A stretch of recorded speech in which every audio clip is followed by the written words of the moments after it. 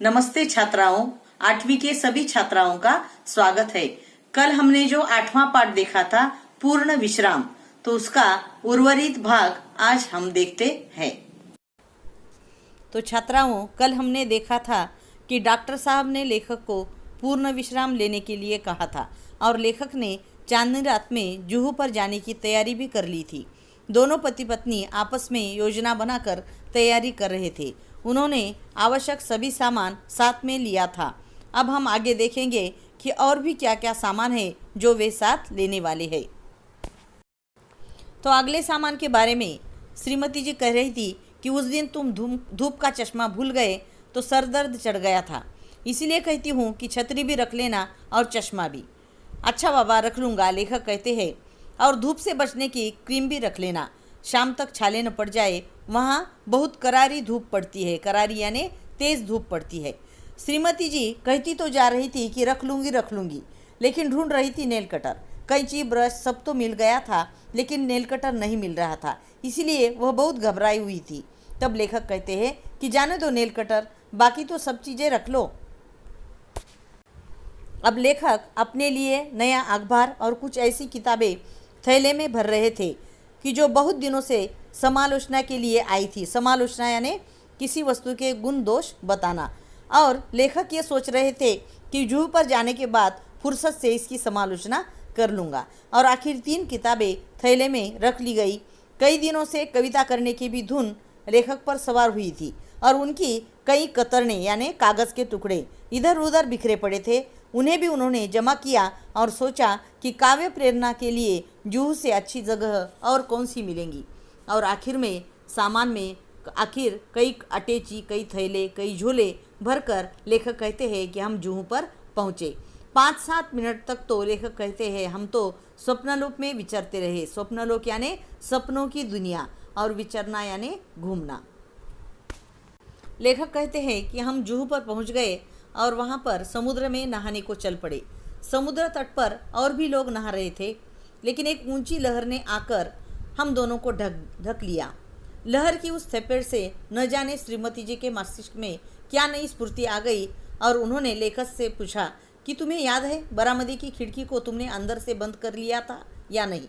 लेखक कहते हैं कि मुझे तो याद नहीं पड़ता। अगर बंद नहीं हुई और खुली रह गई तो क्या होगा।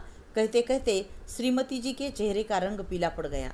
लेखक कहते हैं कि मैंने कहा कि चलो छोड़ो अब इन चिंताओं को, जो होना होगा वो हो जाएगा। मेरी बात से तो उनकी आंखों में आंसू का समुद्र ही बह पड़ा और उनके कांपते ओंठों पर यही शब्द थे कि अब क्या होगा।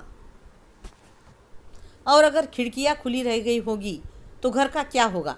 यह सोचकर उनके पत्नी की अधीरता और भी ज़्यादा होती जा रही थी। जिस धड़कन का इलाज करने को जुहू पर आया था, लेखक कहते हैं कि मैं जुहू पर आया था, वह 10 गुना बढ़ गई थी। और लेखक कहते हैं कि मैंने तेज़ी से मोटार चलाई। मोटार का इंजन धक धक कर रहा था, लेकिन लेखक के दिल का उससे भी ज़्यादा तेज़ रफ्तार से धड़क रहा था। जिस रफ्तार से वे आए थे उसके दूनी रफ्तार से वे वापस गए और घर में आकर अंदर उन्होंने देखा तो खिड़की की चटकनी ठीक तरह से लगी थी, सब ठीक ठाक था। लेखक कहते हैं मैंने ही लगाई थी, लेकिन लगाकर ये भूल गया था कि लगाई या नहीं। और इसका नतीजा यह हुआ कि पहले तो मेरे दिल की धड़कन बढ़ रही थी, अब श्रीमती जी के भी दिल की धड़कन बढ़ गई। लेखक कहते हैं कि मुझे याद आ रहे थे पूर्ण विश्राम और पूर्ण निरोग। साथ ही यह विश्वास भी पक्का हो गया था कि जिस शब्द के साथ पूर्ण लग जाता है वह पूर्ण भयावह हो जाता है। तो छात्राओं, पाठ के अंत में हमें ये जान लेना है कि स्वास्थ्य के लिए विश्राम आवश्यक है, क्योंकि मनुष्य का शरीर मांसपेशियों से बनी एक प्रकार की मशीन है। यदि इस मशीन का प्रयोग उचित तरीके से न किया जाए तो जीवन शक्ति का ह्रास होता है। जीवन के हर मोड़ पर मेहनत और आराम मिलकर चलते हैं। परिश्रम से शरीर की शक्ति खर्च होती है, विश्राम इस शक्ति को पुनः भर देता है। अगर विश्राम न मिले तो शरीर कमज़ोर हो जाता है। शरीर में हृदय ही ऐसा यंत्र है जो निरंतर कार्य करता रहता है, पर वह भी हर धड़कन के बीच विश्राम कर लेता है। परंतु विश्राम के क्षण में भी अगर आप घर की चिंता करोगे तो आपको चिंता रूपी रोग लग जाएगा, क्योंकि कहा गया है कि चिंता चिता के समान होती है।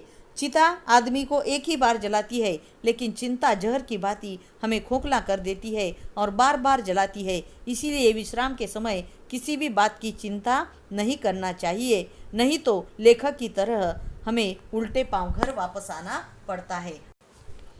तो छात्राओं, यहाँ पर पूर्ण विश्राम यह हमारा पाठ समाप्त होता है।